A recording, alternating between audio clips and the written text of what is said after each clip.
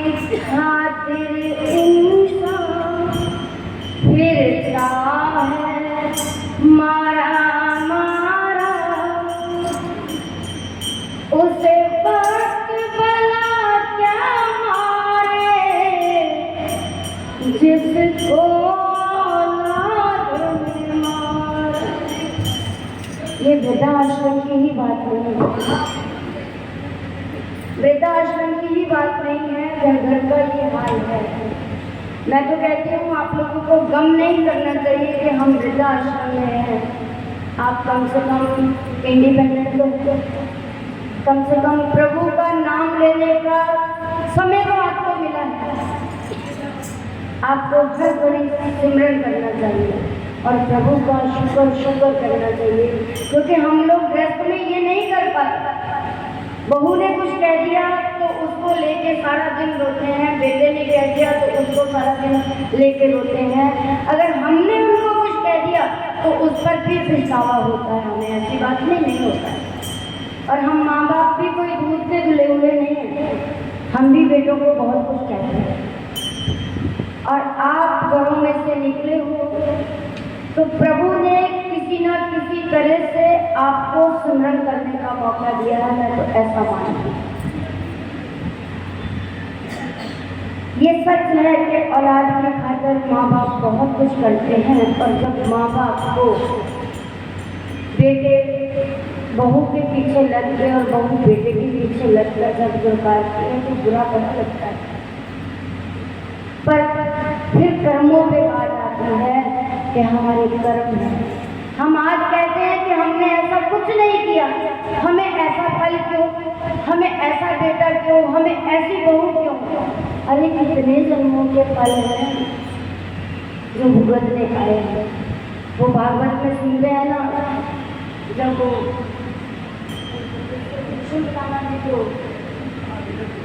भीष्म पितामह जी को जब तीर मारे उन्होंने तो बोले कि कृष्णा बस अब सहन नहीं हो रहा, मैं 52 जन्म पीछे चला गया हूँ, कोई ऐसा मेरा कर्म नहीं है जो मैंने बुरा किया है। तो भीष्म जी को श्री कृष्ण जी ने कहा पितामह एक जन्म आगे चलो, एक तीर और मारा। तब उनको याद आया कि एक साधु संत सन्यासी जब पूजा कर रहे थे तो भीष्म पितामह जी ने उनके गले पे मरा हुआ सांप डाल दिया, और जैसे ही उन्होंने वो सांप डाला तो वो सांप कांटों की झाड़ी पे पड़कर मरा। तो वो जो फूल थे, वो जो कांटे थे, वो तीर के रूप में उनको मिले। कितने जन्मों बाद? 53 जन्मों। तो क्या हमारे कर्म नहीं होंगे? अपने अपने कर्मों की गिनती है। प्रभु का सिमरन कल जो है, मैं बहुत छोटी हूँ, ज्ञान देने की कोशिश कर रही हूँ, लेकिन ज्ञान देने की कोशिश नहीं कर रही हूँ।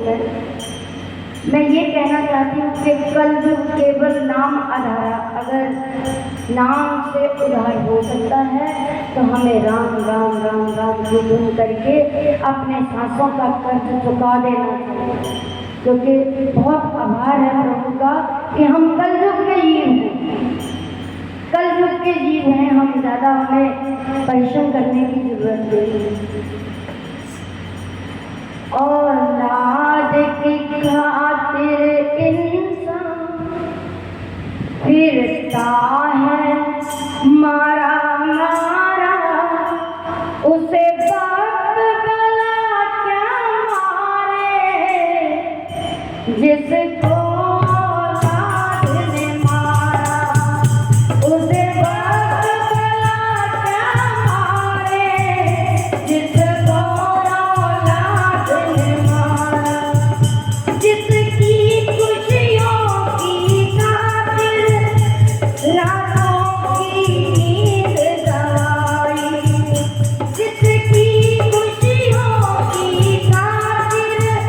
रातों की